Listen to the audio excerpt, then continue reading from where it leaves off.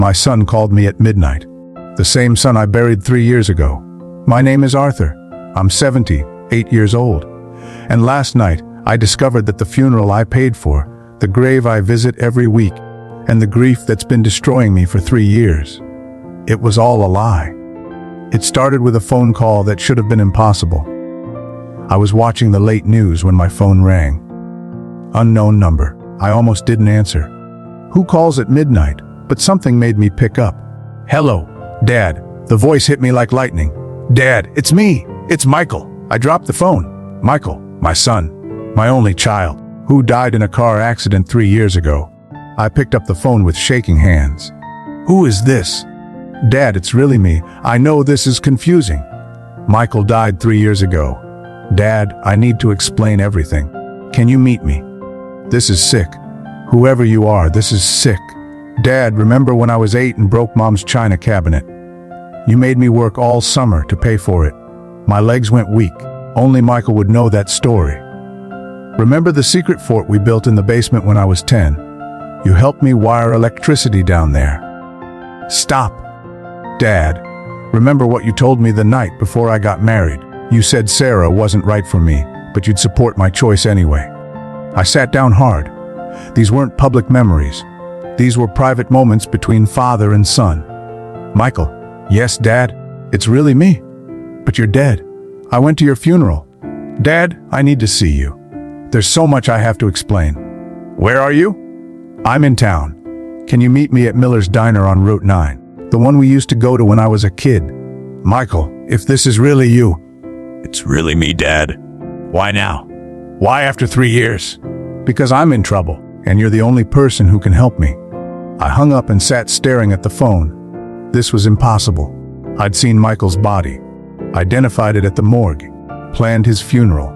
But the voice, the memories, the way he called me, Dad, it was him. An hour later, I was sitting in Miller's Diner at 1 a.m., waiting for my dead son. The place was nearly empty. Just me, a tired waitress, and a trucker having coffee. Then the door opened, and Michael walked in, older, thinner, beard, different hair, but unmistakably my son. The son I'd buried 3 years ago. Dad? I couldn't speak, couldn't breathe, couldn't think. Michael slid into the booth across from me. I know you have questions. Are you real? I'm real. I reached across the table and touched his hand. Warm, solid. Real, Michael? I watched them lower your coffin into the ground. I know. I threw dirt on your grave. I know. Then how are you sitting here? Michael looked around the diner, making sure no one was listening. Dad, what I'm about to tell you is going to sound crazy. Crazier than my dead son calling me. The car accident was real, but I wasn't in the car. What? Dad, 3 years ago, I was in serious trouble. What kind of trouble? The kind that gets people killed. Michael, what did you do? I stole money from the wrong people. How much money? $2 million. I felt dizzy. From who? People you don't want to steal from. Russian people. The Russian mafia. Dad, I was working as an accountant for what I thought was a legitimate business. What kind of business? Import, export. But it turned out they were laundering money. And you stole from them. I discovered what they were doing and tried to leave. They said I knew too much. So you stole their money. I copied their financial records and took evidence to the FBI. You were working with the FBI. I was going to be their witness, but someone leaked it. Leaked what? That I was cooperating with federal agents. What happened? They tried to kill me. Michael pulled up his shirt. A long scar ran across his ribs. They shot me and left me for dead in that car. But you survived. Barely. A paramedic who was working with the FBI got to me first. What about the body they found? There was a body in the car, but it wasn't me. Whose body was it? Another guy who'd been trying to escape the organization. They killed him and put his body in my car. So you let me think you were dead. Dad, I was in witness protection. The FBI said I couldn't contact anyone for 3 years. The trial kept getting delayed. New evidence, more defendants. But Michael, I mourned you. I've been visiting your grave every week. I know. I've seen you. What? I've been watching you, Dad, from a distance. You've been spying on me? I've been making sure you were safe. Safe from what? From the same people who tried to kill me? They threatened me? Dad, these people don't leave loose ends. What does that mean? It means they know you're my father, and they know I'm alive. My heart started racing. How do they know you're alive? Because last week, the FBI operation got compromised. What does that mean? It means my cover is blown. My new identity is worthless. So you're in danger again. We're both in danger. Why? Dad, they know where you live. How do you know? Because they've been watching your house for the past month. Michael, you're scaring me. You should be scared. What do they want? They want me, and they're going to use you to get me. How? They're going to kidnap you and force me to come out of hiding. When? Soon. Maybe tonight. I looked around the diner, suddenly paranoid. Michael, we need to call the police. The police can't protect you from these people. Then what do? We disappear. What? Dad, I have new identities for both of us. We can leave tonight. Leave and go where? Somewhere safe. Somewhere they'll never find us. Michael, I'm 78 years old. I can't just disappear. You can't stay here either. This is my home. Dad, your home won't matter if you're dead. How do I know this isn't some elaborate scam? What would I be scamming you for? I don't know. But 3 years ago, you were an accountant making $50 in a year. Now you're talking about Russian mafia and FBI operations. Dad, I never wanted this life. Then why didn't you come to me 3 years ago? Because I was trying to protect you, but letting me think you were dead, but keeping you out of danger. But now I'm in danger anyway. No, everything's changed. How? The FBI case fell apart. Key witnesses disappeared. Evidence got compromised. What happened to the Russians? They're still out there, and they're angry. At you. At me for trying to put them in prison? Michael, maybe we should go to the FBI. Dad, there is no more FBI protection. The operation is over, so we're on our own. We're on our own. What about Sarah, your wife? Sarah thinks I'm dead. She's remarried. She remarried 2 years ago. She has a new life. Don't you want to see her? Dad, Sarah is safer thinking I'm dead. What about your friends? Your life? I don't have a life. I've been living in hiding for 3 years. Under what name? David Thompson. I've been working construction in Colorado. Construction. It's honest work. Cash jobs. No questions asked. Michael, this is insane. Dad, insane is what's kept me alive. What exactly are you asking me to do? Come with me? Tonight. And go where? Mexico. I have a place there. Mexico. A small town where Americans can disappear. For how long? Forever. The word hit me like a sledgehammer. Michael, I can't leave forever. Dad, what's keeping you here? My house, my friends, your mother's grave. Mom's dead, Dad. You're not. I visit her every week. You can't visit anyone if you're dead. How do I know these people are really after me? Michael pulled out his phone and showed me photos. This is your house, taken yesterday. I looked at the screen. Someone had photographed my house from across the street. This is you leaving for the grocery store Tuesday morning. Another photo of me getting in my car. This is you at Mom's grave yesterday afternoon. A photo of me kneeling at my wife's headstone. They've been watching you for weeks, Dad. Oh my God! They're professionals. When they move, it'll be fast. What do they want from me? They want to use you as bait to draw me out. How? They'll kidnap you, torture you, send me videos until I surrender. Jesus Christ, Dad, I've seen what these people do to families. What do you mean? Other witnesses who tried to testify. Their parents, their children, their wives.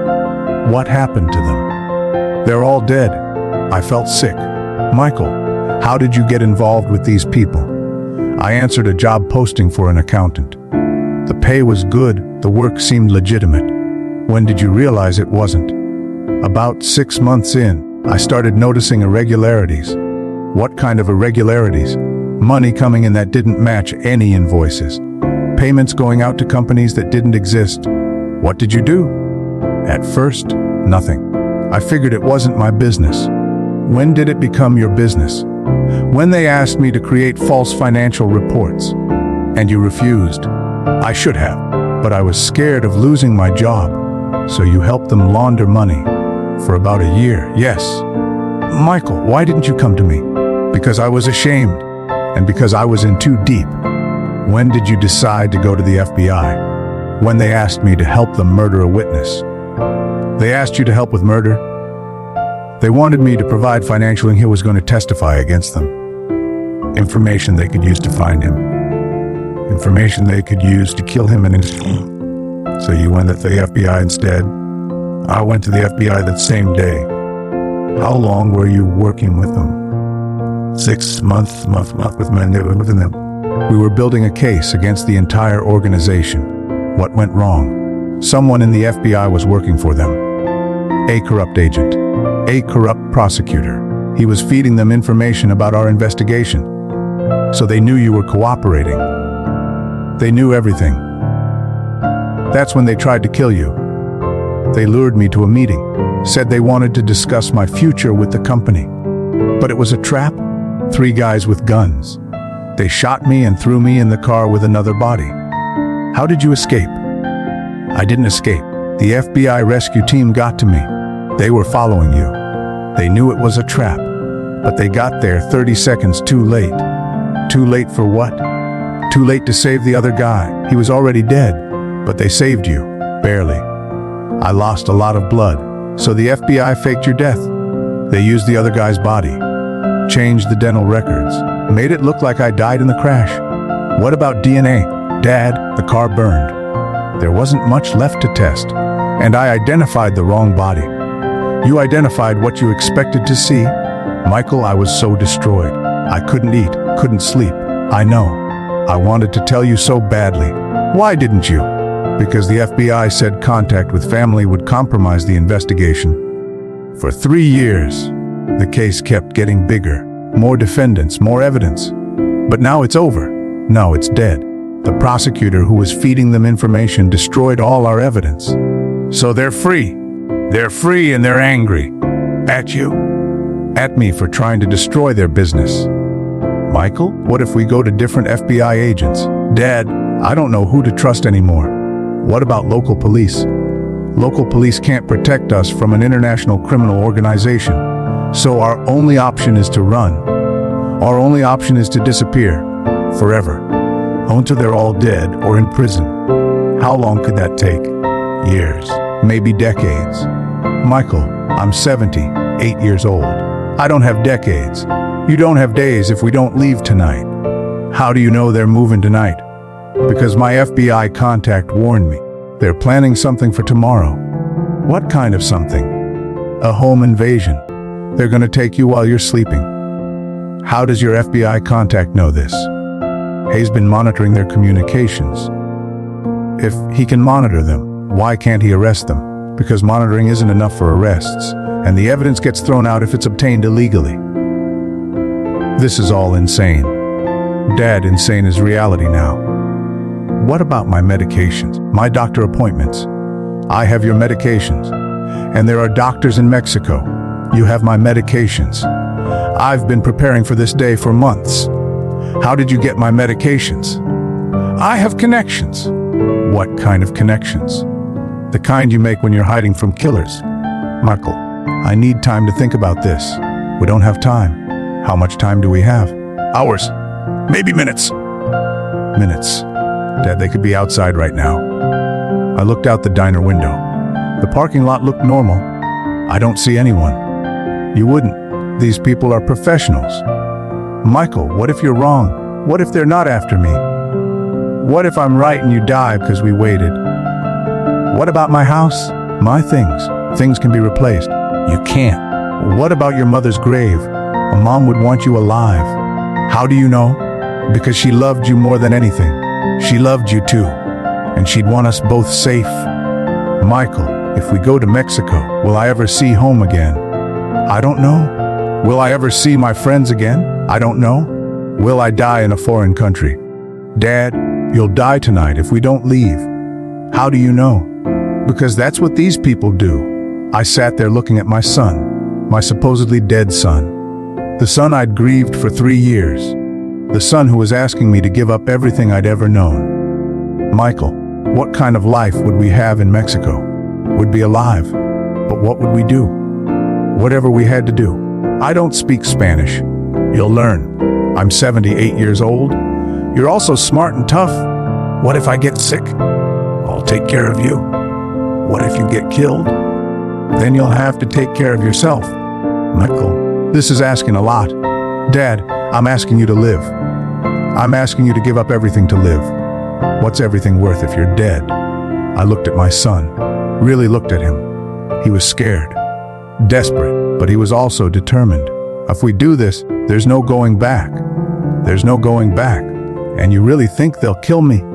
I know they'll kill you. How can you be sure? Because they told me they would. They told you? They sent me a message last week. Said they had photos of you and they'd mail me pieces until I surrendered. Pieces? Dad, these people are animals. Oh God, so what do you say? I thought about my wife, what she'd want me to do. I thought about my life, what it had become since Michael died. I thought about my son, what he'd sacrificed to try to do the right thing. When do we leave? Right now. Right now. My car is outside. I have everything we need. Michael, I need to go home and pack. Dad, we can't go to your house. They're watching it? So I leave with nothing? You leave with your life. What about money? How much money? I have money. Enough. Enough for what? Enough to start over. Where did you get money? I've been saving for 3 years. Oh, from construction work. From construction work. Michael, are you telling me everything? I'm telling you everything you need to know. That's not the same thing. Dad, some things are better left unknown. Like what? Like how I've been surviving for 3 years. Have you been breaking the law? I've been staying alive. That's not an answer. It's the only answer you're getting? Michael. Dad, we need to go. Now, I looked around the diner one more time. At the place where I used to bring my son when he was a boy. Where we'd talk about his dreams and his future. Before those dreams turned into nightmares. Okay, let's go. Michael smiled for the first time since he'd walked in. You're making the right choice. I hope so. We walked out of the diner together. Father and son. Both of us leaving everything we'd ever known. Both of us hoping we'd live long enough to see tomorrow. As we got in Michael's car, I looked back at the diner. The last piece of my old life. The life where my son was dead and I was safe. Now my son was alive and we were both in danger, but we were together. And sometimes, that's all that matters. Even when together means running for your life, we drove through the night toward the Mexican border. Toward a future neither of us could predict. Away from the past that was trying to kill us both. I never saw my house again. Never visited my wife's grave again. Never said goodbye to the friends I'd known for decades. But I got my son back. And 3 years later, living in a small town in Mexico, I can say it was worth it. Even if it took losing everything else to find him again. Sometimes the dead do come back to life. And sometimes that's the most dangerous miracle of all.